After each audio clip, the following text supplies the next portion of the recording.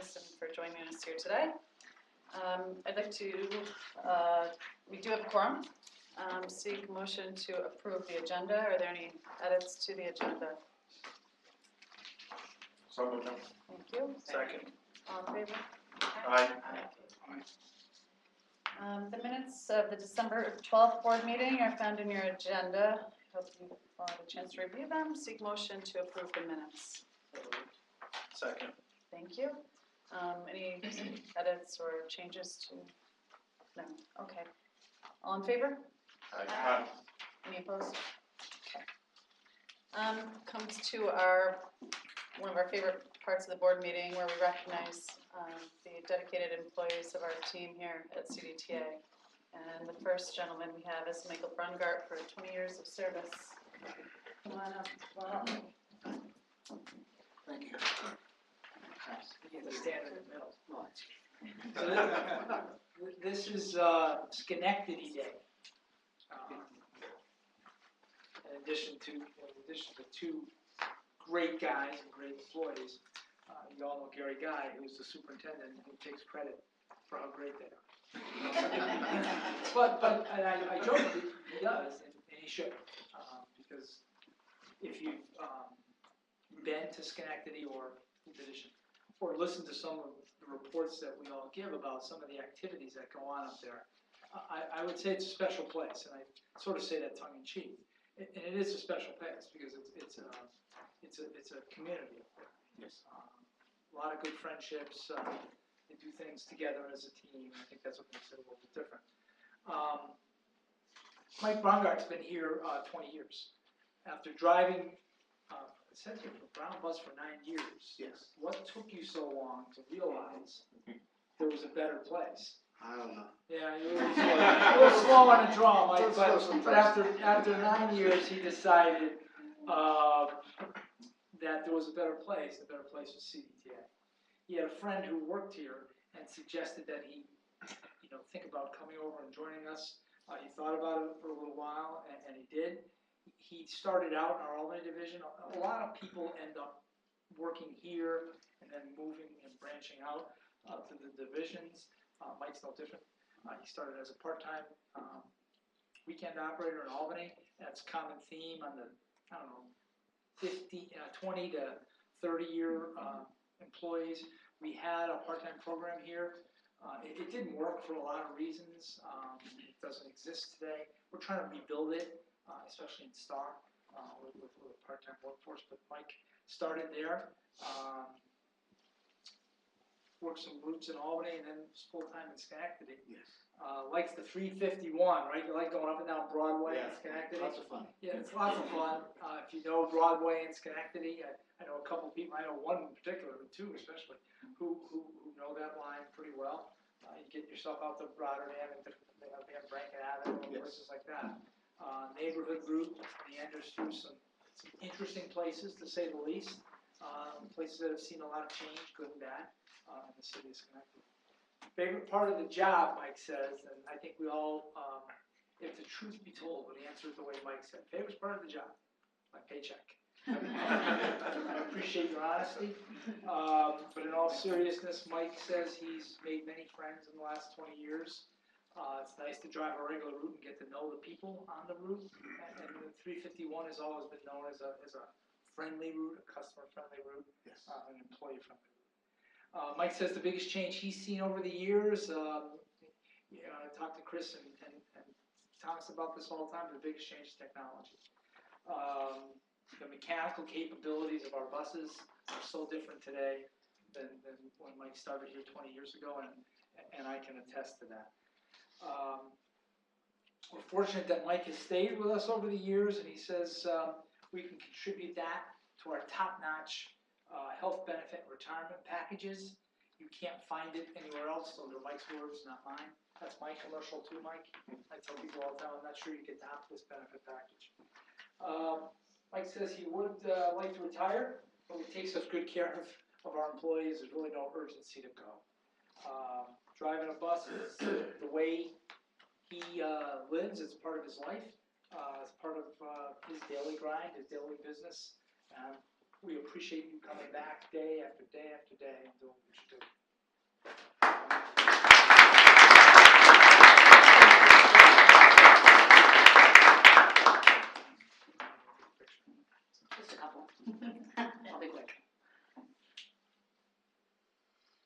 Thanks. Good, thank you. Thank you. Okay, thank you. I smile because I know this guy pretty well. Mark Heisman.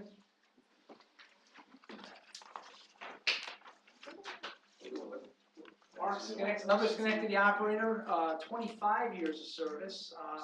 You may or may not know this, Mike's also our, Mark Heich. Come on, help me here. Mark is the new vice president of the union. It's newly elected. Was it about 30 days, right? 30 In days? office? Yes. He's already making his mark, I can tell you that. No pun intended. But Mark came to us and that was a pretty good one. Mark came to us in 1994 after working at a restaurant in the landscaping business. He had also driven a school bus for several years. After a tip from a colleague who said, "Hey, I think CDTA is hiring," Mark decided to apply. He interviewed with Mike Collins. Mike's not here today. And you say you were hired on the spot. Collins' version of that is a little different. But Mark was hired on the spot. He also started as a part-time Star operator, a theme there. But after 4 or 5 months in Star, Mark moved to fixed route operations and then quickly over into Schenectady. After Mark made the switch, a little different here. He tried out several different routes, but has settled in on the 905, which is the Bus Plus bus rapid transit line. And I can tell you, it's sort of a mixed sort of opinion. You talk to operators in Schenectady, a good number of them say, I don't want anything to do with that. But then there are people like Mark who say, wouldn't have it any other way. I told you that he was recently elected as Vice President of the Union, decided to take on a little bit more responsibility. I can tell you that he's jumped in head first, feet first, and I can tell you that our relationship with Mark has always been good, and as a labor leader, it's even better. In a very short period of time, it's really great to see. Mark says the favorite part of the job are the regulars.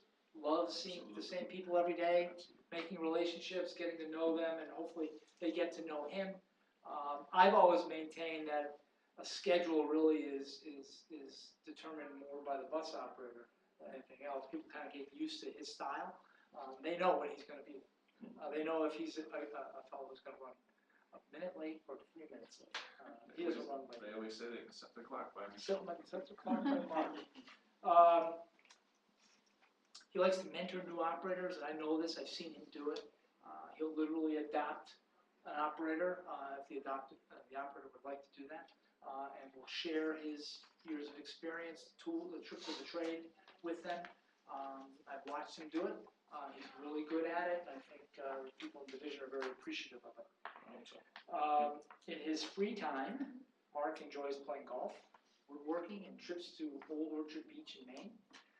He also goes to Florida at least once a year to see his dad. He says he still has a few years left driving. And someone did this calculation, Mark. If you stay until you're 65, you will have 1 million miles of experience. I don't know where that number came from, but I trust it. I trust it. Listen, where most of my numbers come from. Ask the people who work here. Do the math, Carm, 130 yeah. miles a day, multiply that by 5, multiply that by 30, multiply that by 12. I believe you, just like I believe you. But we thank you for your 25 years of service and hopefully 10 more.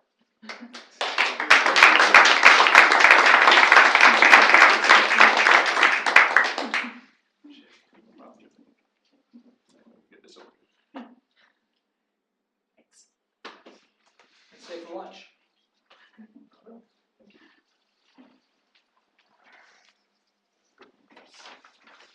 It's difficult because staff goes to great lengths to prepare these notes, and a lot of times as I'm looking at the notes, I know a lot of these guys so well that things pop into my head in addition to the notes, and I will struggle with, should I mention it or should I not? Because if they didn't say it, maybe I shouldn't. But these are These two, you know, and Gary can attest to this, you can set your clock by them, you can set your day by them, you know they're showing up every day, and you know something's wrong when they're not there, I mean wrong, you know, you got a cold, something's not right, because, you know, they have a little minor illness, it doesn't matter, they're showing up, and if Gary's in a bind, these are two guys that are tops on his list to call to help him out, so we appreciate it, guys.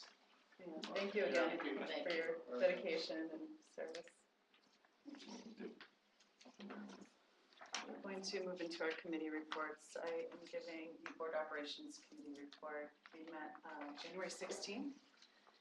We discussed contracting issues in STAR. It's an ongoing matter that requires a good deal of management oversight and relationship building. It fuels the majority of our budget's purchase transportation line. We are using our new scheduling technology to assist in how trips are scheduled and dispatched. We also talked about taxi service and the construction activities at the Rensselaer Rail Station. The construction caused a good deal of disruption on the top deck and had a negative impact on parking revenue, which was expected. Use of cabs at the rail station has been impacted by ride sharing, which has been available for almost a year now. We discussed our financial condition, revenue opportunities, and the impact of the new collective bargaining agreement on the wage line. You'll hear more about that in Jamie's report. We continue to maximize resources to do everything we have on our agenda. Lisa Morello provided an update on what to expect as we head into advocacy season. The governor's executive budget request includes more funding for transit systems throughout the state. It is a starting point for discussions with elected officials and others regarding the needs of CDTA and other systems across the upstate region. Lisa and her team will be scheduling a number of meetings in the upcoming weeks, and anyone who's available, encouraged to attend if you are able. The next meeting of this committee will be Wednesday, February 13th. Here in this room at 7:45 a.m. That concludes this report. Does anyone have any questions or concerns, comments, anything of that nature? Okay. Go into the Performance Monitoring and Audit Committee report. Mr. Lahat. Thank you, Georgie. The Performance Monitoring Audit Committee met last Wednesday on January 23rd.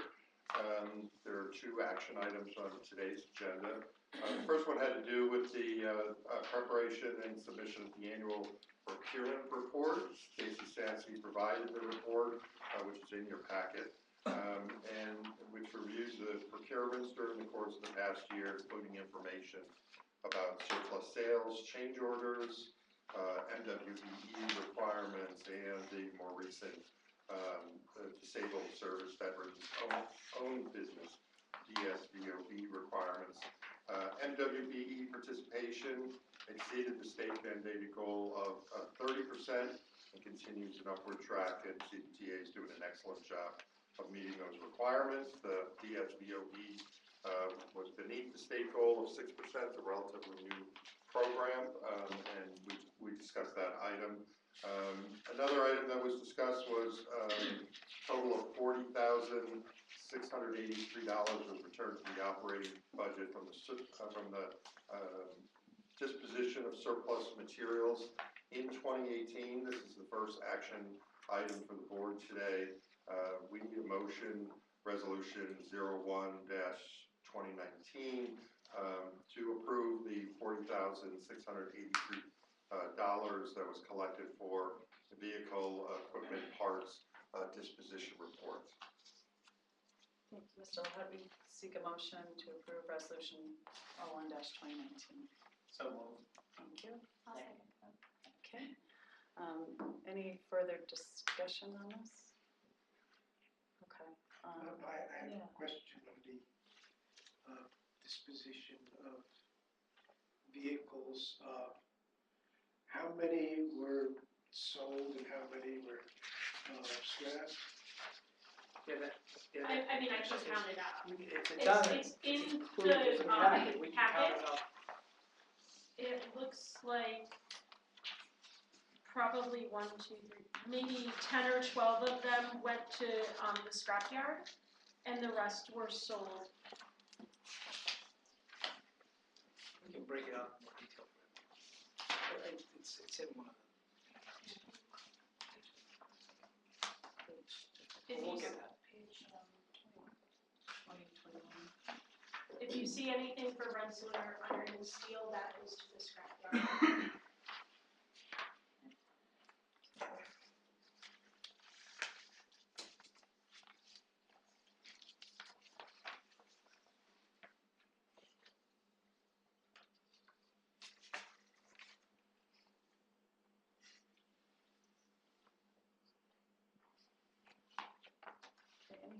Other questions or comments?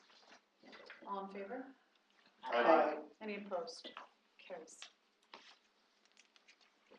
The next item is also requires board approval for a contract award for the purchase of bus filters.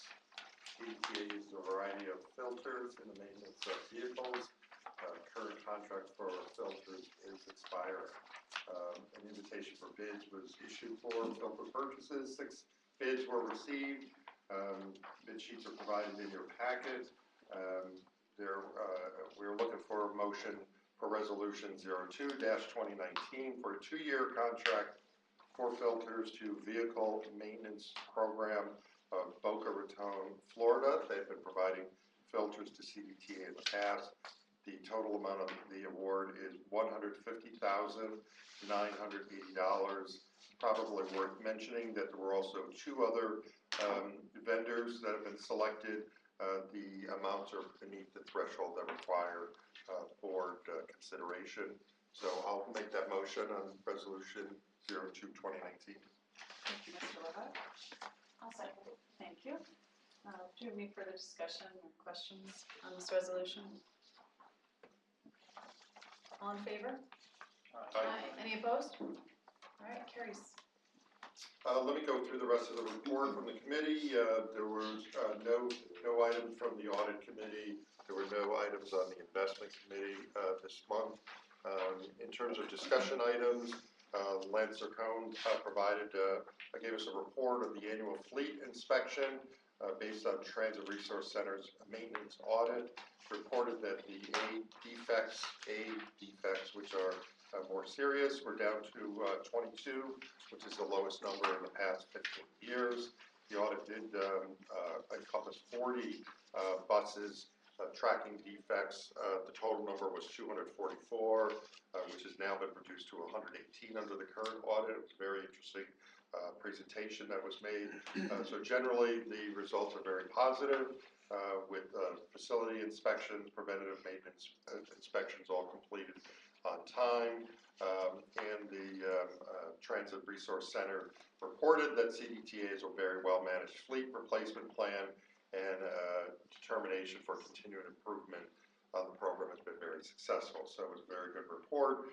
Second report was made by Rich Cadero, having to do about APTA's safety and security audit, which is really a review of policies and procedures and reports within the system here. APTA was reviewing this for the first time. The report went very well. It was an evaluation that ensures that the processes for maximizing safety and operations, maintenance, training, employee testing are all going very well. There were recommended areas of improvement, which included things like clearer definitions of relevant terminology, better documentation of processes, and an expansion of communication about safety goals to all employees. You can't over-communicate about safety within the organization. The auditors acknowledge that CDTA is a very fully developed and well laid out safety program plan and dedicated to bus safety throughout the operations of the organization. Again, a very, very good report. Amanda Avery gave the quarterly overview risk management workers' compensation report, which was fine, consistent with the prior quarterly report. Mike Collins gave the monthly management report. The mortgage reporting tax revenue is 3% under budget for the year. Customer fares continue to exceed budget projections by more than 3%. Wages are 3.5% over budget due to the new labor contract and health insurance issues. He also reported that CDTA had borrowed $4 million from the line of credit due to the federal government shutdown that occurred last month or recently. Total revenues is 1.5% over budget for the year, and year-to-date expenses are also slightly over budget as we move towards the end of the fiscal year. And Chris Desney provided the monthly non-financial report. Among the highlights, total ridership was down 2% for the month and 5% for the year. The committee's next meeting is scheduled for Wednesday, February 20th at noon, right here. That's my report. Thank you very much. Does anyone have any questions or comments? I would just, on the two, the audits, those are opt-in audits, we opt in, which, is always dangerous, when you opt in. Well, really, it's almost a self-assessment tool. Maintenance audit we've done for a long, long time. The safety audit, security audit, first time through, first time after offered it, we would do it again. Hopefully do it again in 3 years, and anything that was raised, hopefully is corrected. Anyone else? Okay, thank you. The investment committee report, Mr. Gilliland. Actually, the investment committee did not meet this past month. We will be meeting March 27th for the next board meeting and the March board meeting, and we'll send out a report following that meeting to the board.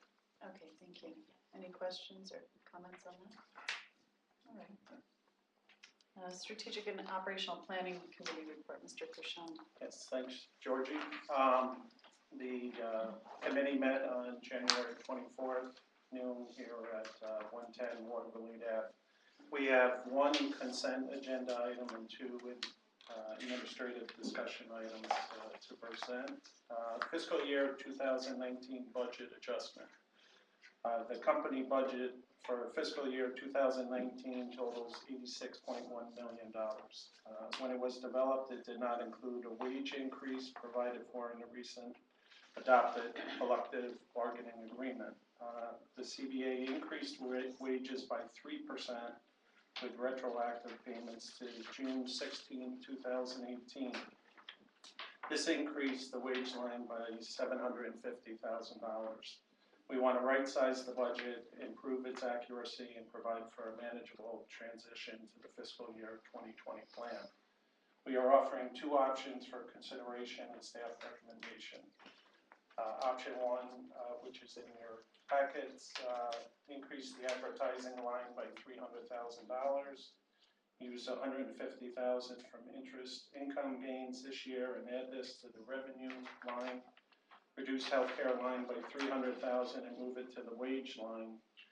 And the total dollar increase is $450,000 versus the total wage increase of $750,000.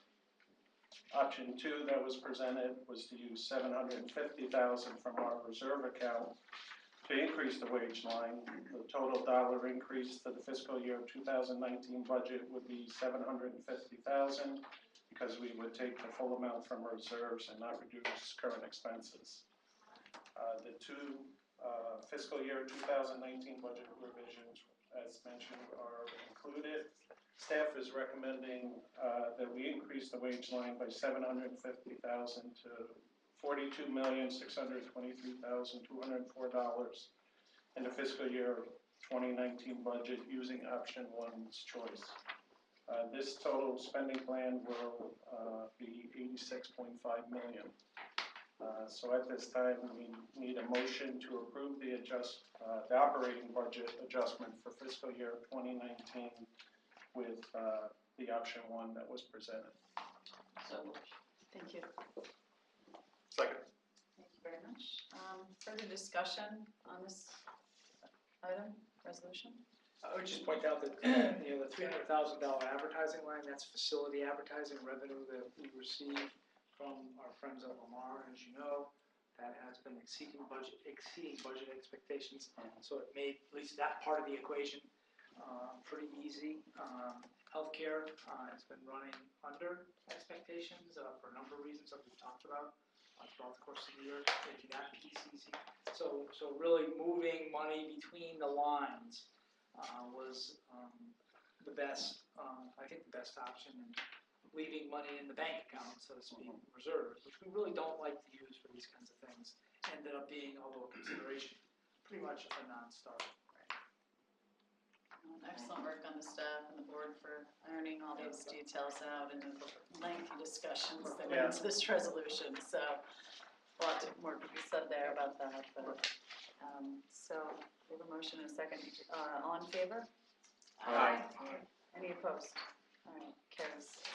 Okay, and next up are our administrative discussion items, fiscal year 2020 budget planning. Mike Collins updated the committee on the status of next year's budget.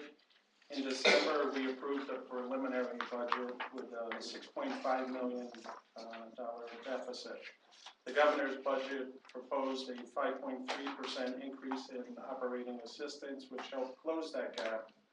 Items contributing to the remaining deficit include workers' compensation costs, increased operating expenses due to wages, capital projects, and credit card processing fees.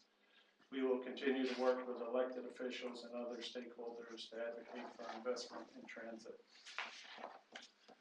And April 2019 service adjustments, Ross Farrell gave an update on upcoming service adjustments that will occur on April 7th. CDTA will make a series of changes to our lowest performing bus routes to best align service with the level of demand. These changes are guided by the principles of our TDP, Transit Development Plan, which calls for service to maintain the highest level of productivity possible, while at the same time balancing financial and equity concerns. The majority of updated route schedules will discontinue select trips that have very few riders and other service alternatives. Other routes will have a slight reduction in midday frequency or see early morning, late night, or weekend service eliminated. This will lead to a reduction of approximately 8,000 annual service hours, with another 17,000 hour reduction planned for mid-June.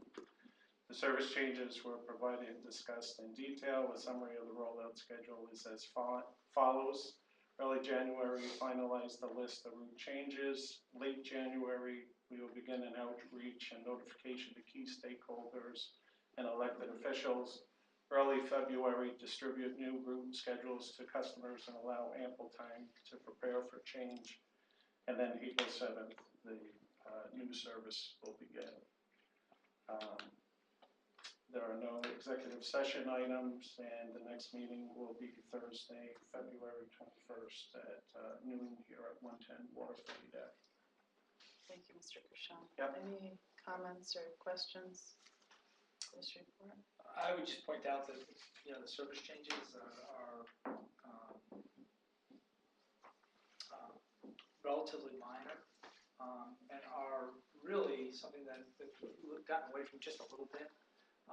Sort of an annual process for us to review the performance of our services and to make adjustments. At least the 8,000, I think, going through our outreach, I don't think will raise a lot of eyebrows. The second round may require a little bit more detailed work on our part to communicate with customers and ensure that everyone understands what's going to happen and what impact they may have on them. But this is just good staff work again to continually tweak the system and maximize the resources. Thank you. Well said.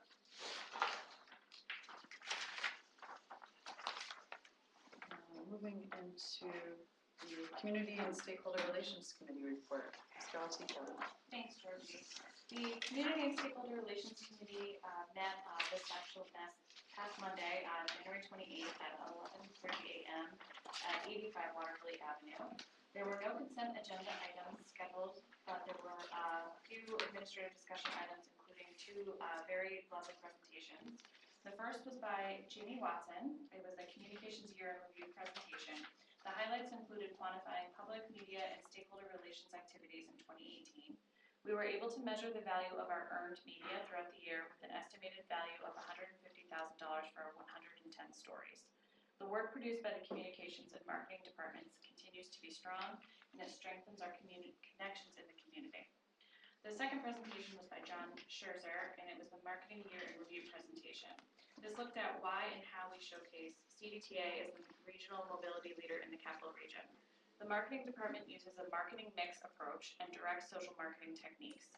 This engages customers in an efficient and effective way, and it is proving to be very successful. Our social media presence is growing, and we have surpassed larger transit systems in the amount of followers and interactions we have across social platforms. We once again also talked about our stakeholder list, which now includes a mobility category, which includes rideshare, bicycle coalition, and independent mobility partners. There were no executive committee or executive session items scheduled. The next committee meeting will be held on Friday, February 22nd at 11:30 a.m. at 110 Waterville Avenue. Thank you. Any questions or comments for that report? All right, hearing none. Going to the CEO report. Thank you. My report's in your packet. The committee reports, I think, are reflective of what you see in my report. It's a little long, I've taught over a couple of months. There's a lot of activities. And we talked about at the Strategic and Operational Planning Committee, which is sort of the home now, for budget and advocacy and service and funding. Pretty much everything we do is going to be talked about in the next couple of months. I can tell you that Mike Collins, Phil Perella, and the people that work in their department are fully engaged in budget planning. And the way we do budget planning, it's sort of bottom up. Everybody has a shot, everybody has a say, at least for now. We want people to tell us what they need. It doesn't always, at the end of the day, work out to everybody's satisfaction, but just balancing now what we have available, or what we need to what we have available. The governor's budget request is good news for transit systems throughout the state. 5.3% is a major step in the right direction.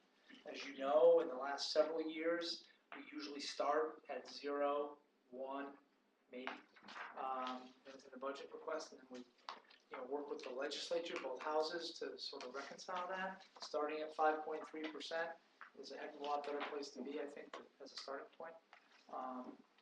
Budget hearings are underway. Transportation is actually right now. NIPTA is leading the charge on our testimony. I've already gotten a couple texts from our elected officials who are in our corner for sure. But there's a lot of work to be done because our ask at the association level, our ask was 10%. So, will we get to 10%? I don't know, but that's the target. And year 5 of the capital plan, which is included in the governor's budget request, and then the renewal of the capital plan next year. So we have a lot of work to do, but for the first time in a while, we're starting much more refreshed and much more optimistic. It was good to hear the governor mention specifically in his State of the State and budget address the need for more and better service, transit service of the state. I can't tell you the last time I heard that that way. So good news, but a lot of work to follow. Georgie mentioned Lisa Morell and her team at Jackson Lewis. They're working on our behalf every day. There are a number of activities and meetings, and just kind of take a look at my list. It's basically, you never know where you're going to end up. It's not just elected officials and state officials. It's people who support the cause, conservation voters, environmentalists, you name it. If they'll listen, we'll talk. So, all good news. We're talking also about our own needs. We have a lot of unique projects. Our work to electrify the electric bus pilot, I can tell you, has gotten a good deal of attention because we're way ahead of the other upstate properties. Rochester's also developing a pilot, but our buses are on order. We know when they're coming. We know what the charging capacity is of our building. We know where we need to be. So we're advancing that. We're talking about the river corridor, the need for more money there to close the gap. We're talking about the idea of possibly electrifying that corridor. All those things we're doing in addition to the statewide ask. You may have noticed downstairs, you may hear at any minute, a hammer or a jackhammer or something down below, but renovation work has started on the first floor. That project will modernize our STAR offices and workspace, the transportation offices and workspace, dispatch areas, support centers. However, right now, a lot of disruption, a lot of noise, a lot of dust. Everyone's smiling as of this morning. I can't tell you they'll be smiling in a few weeks, but the promise of a more comfortable and pleasant work environment, I think, has got everybody at least looking forward with thumbs up. It's really phase 3 of a 3-part project. We moved the control center to a new home. We renovated offices accordingly. We renovated locker rooms, men's rooms, and ladies' rooms, facilities. All that's been done over the last 18 months or so. This is the final piece of the puzzle. I can tell you the facilities guys and gals will be happy when the project's over too. It's been a lot of work, and now it's almost a multi-million-dollar project, but much needed. So if you hear something when you're here, or see some dirt or dust fly, pretty normal. Just point out that Transit Awareness Day, our statewide Transit Awareness Day is coming up February 26th at the Renaissance Hotel and at the Capitol. If you don't get NIPTA updates, the association, just go on the website and check that out. But if you're interested, just let Vanessa know, and she'll either get you more information or help you through the process. Lots of meetings, as I said, you name it, we're meeting with them. As you know, I serve on a number of boards, community boards. I was having this discussion at home over dinner, and my wife, do people know what you do and why you do it? I said, well, I think so, but I thought it was maybe good to let you know that I do it because I think it's good for the organization, and it's good for, there's no doubt that it's good for me as well, and my professional development, but first and foremost, it's good for the organization. We talked about branding and extending our reach to stakeholders. That's why I do it. I probably do too many. I can tell you that I'm in the process of trying to shred a few, to move off a few, and frankly, when you're on a board for a while, it's time. I believe in circulation, and some of them I probably maybe overstayed my welcome. But the reason for that long intro is to tell you that I have been asked and accepted to serve on the chamber board, the Capital Region Chamber, the region's largest, the chamber basically. There are a lot of smaller ones. And the reason I said yes is obviously I think it's an influential board where we can state our case and maybe hopefully make a difference. But most importantly, they have been a very, very strong partner with us. They've been involved in a number of activities. You've seen and heard President and CEO of the Chamber, Mark Egan, at a number of our events. He's a phone call away. He's always been a phone call away. They advocate on our behalf. Their advocacy positions have included more resources for CDTA and transit upstate for a number of years. So that's why I took that one. I attended my first meeting with the board member yesterday, and came back with a couple of materials for staff and programs that they run. So yeah, I'm on a number of them. Probably a couple too many, but I think it's in the best interest of authority. Lots of other meetings. I don't think any of them rise to any commentary from me, but if you need information about why we're talking to such and such or a specific group, bring me up or shoot away. Concludes my report. Thank you. Any questions for Mr. Bizia? All right. Nothing in executive session. Set any order. Okay. Next board meeting is Wednesday, February 27th, here in this room at 12 p.m. or at 110 Waterford Ave. Seek motion to adjourn. Second. Comments on that? All right. All in favor? Aye. Opposed? All right, thank you.